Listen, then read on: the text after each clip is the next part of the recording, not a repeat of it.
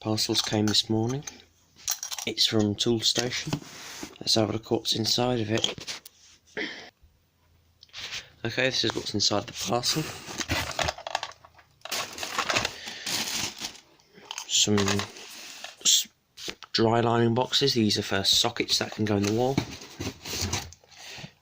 A new socket, same ones that are in my room right now.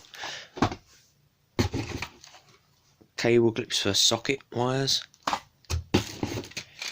A cable feed kit. This allows you to screw them together and you can feed wires through dry walls and that. 2 metal clad sockets. I'm going to be fitting one of these on that emergency light board later because it has a plastic one at the minute. Another one. Oh no. Another one of these.